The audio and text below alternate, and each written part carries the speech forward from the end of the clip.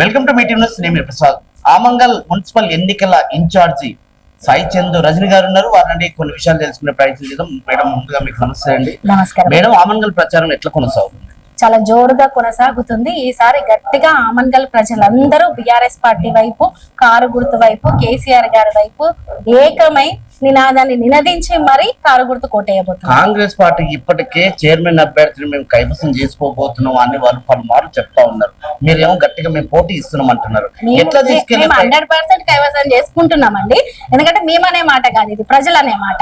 సరే, వాళ్ళు కొన్ని భ్రమలలో ఉండొచ్చు. ఎందుకంటే గ్రౌండ్ లో చూస్తుంటే ఎక్కడికక్కడ బీఆర్ఎస్ పార్టీకి నీరాజనం పలుకుతున్నారు.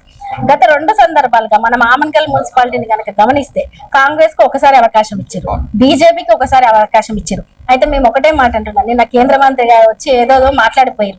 ఒక్కసారి ఆ మెయిన్ హైవే రోడ్ షో కాకుండా గల్లీలకు వచ్చి రోడ్ షో చేయాల్సిందిగా కోరే వాళ్ళం. మీరు వినతి పత్రం కూడా ఇద్దాం అనుకున్నాం. మీరు రండి, ఇదే ఆమన్గల్ లో మీరు మున్సిపాలిటీలో చైర్మన్ గా మీ పార్టీ నుంచి ఉన్నారు.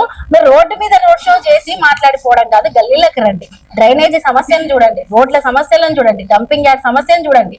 అడుగడుగున ఈవెన్ కేసీఆర్ గారు ఇచ్చిన అనేక పథకాలు కూడా మీరు ఇక్కడ అమలు చేయలేక అసమర్థులుగా మిగిలిపోయారు. మీకు మాట్లాడే హక్కే లేదన్నట్టుగా ఉంది పరిస్థితి అని చెప్పేసి మేము చెప్దాం అనుకున్నాం. కాబట్టి ఆమన్గల్ నియోజకవర్గంలో ఈసారి గులాబీ జెండా ఎగరడం ఖాయం. 10 ఏళ్ల పాలనలో అభివృద్ధి కుంటుపడింది.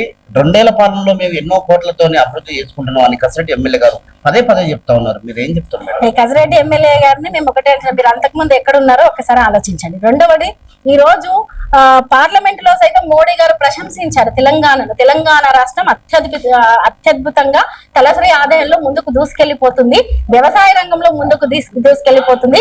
కేసీఆర్ గారు లాంటి వాళ్ళు నీళ్ల విషయంలో కావచ్చు, వ్యవసాయం విషయంలో కావచ్చు, అభివృద్ధి విషయంలో విప్లవాత్మకమైన మార్పులు తీసుకొచ్చారని చెప్పేసి మోడీ గారు, మన పిఎం అయిన మోడీ గారు ప్రశంసించారు.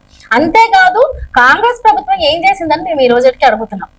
రేవంత్ రెడ్డి గారు ఇప్పటికీ కూడా ప్రచారంలో బూతులు మాట్లాడడం తప్పితే వాళ్ళు చెప్పిన హామీలను ఎక్కడ అమలు చేస్తున్నారు?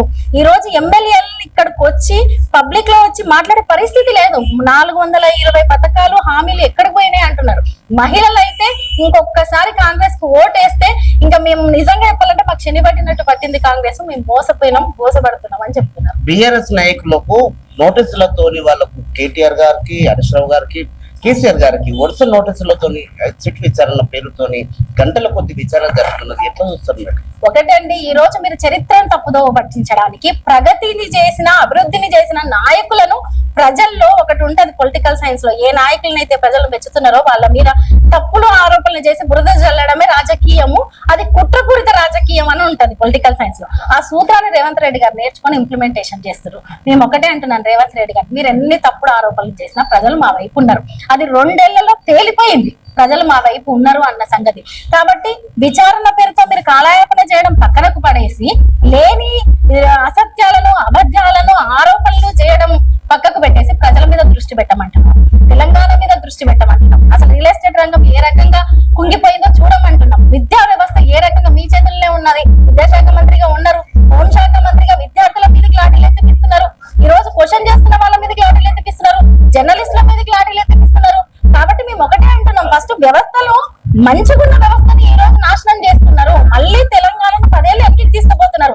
అది కాదు కావాల్సింది. తెలంగాణ ప్రగతి పథంలో ముందుకు దూసుకెళ్తుంటే దానికి మీరు అడ్డకట్ట వేస్తున్నారు. తెలంగాణను ముందుకు తీసుకెళ్లే విధంగా మీరు ఆలోచన చేయండి. ఈ రోజు మహిళలు అడుగుతున్నారు, 1 కోటి మందిని కోటీశ్వరులు చేస్తామన్నారు. అసలు ఒక్కరిని ఆమన్గల్లో ఒక్కరిని చూపించమనండి, మహిళలను కోటీశ్వరులు చేసిన వాళ్ళను. పోనీ 2000 పెన్షన్ 200 ఉన్నది 2000 చేసిన కేసీఆర్ గారిని ఏ రోజు కూడా కేసీఆర్ గారు నేను ఇది చేసినాను గొప్పగా చెప్పుకోలేదు. కానీ ఏ మహిళలు కూడా, ఏ పెన్షన్దారులు కూడా అడగలేదు, కానీ చేశారు. కానీ ఈ రోజు 4000 చేస్తానని మాట ఇచ్చి ఎన్ని రోజులు అయిందండి? ఈ రోజు తులం బంగారం ఇస్తామని ఎక్కడికి పోయారు? కళ్యాణ లక్ష్మి పథకం ఇప్పటి వరకు పెళ్ళై 2 ఏళ్ళు అయినాక కూడా అమలైతలేదు. ఈవెన్ కేసీఆర్ కిట్ లాంటి పథకాల గురించి అయితే ఇంకా దిక్కే లేదు.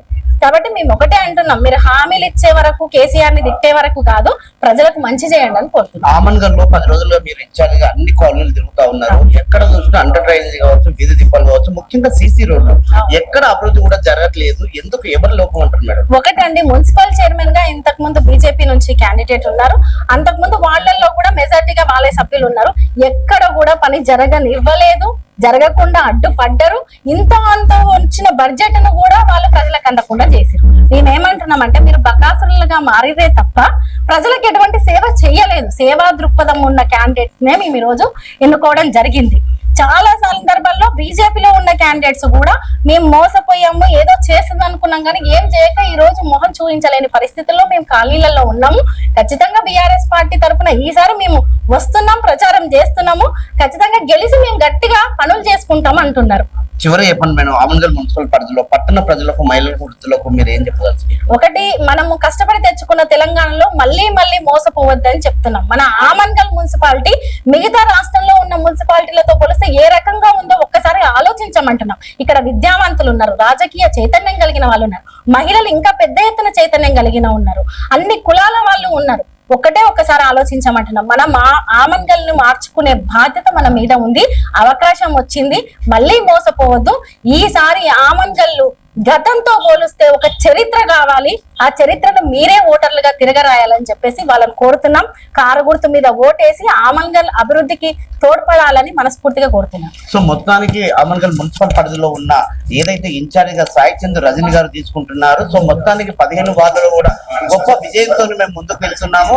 10 ఏళ్ల పాలనలో ఏదైతే రాష్ట్ర మాజీ ముఖ్యమంత్రి కేసీఆర్ ప్రవేశపెట్టిన పథకాలు, అభివృద్ధి కార్యక్రమాలు, సంక్షేమ పథకాలు, ఎన్నో అభివృద్ధి కార్యక్రమాలతో మళ్ళీ మేము మున్సిపల్ చైర్మన్ మేమే కైవసం చేసుకొని ఆమన్గల్ మరింత అభివృద్ధి దిశలో తీసుకెళ్తామని సాయి చంద్ర రజని గారు చెప్తున్నారు. చూస్తున్నాం మీటింగ్ న్యూస్ ఆమన్గల్ పరిధి నుండి.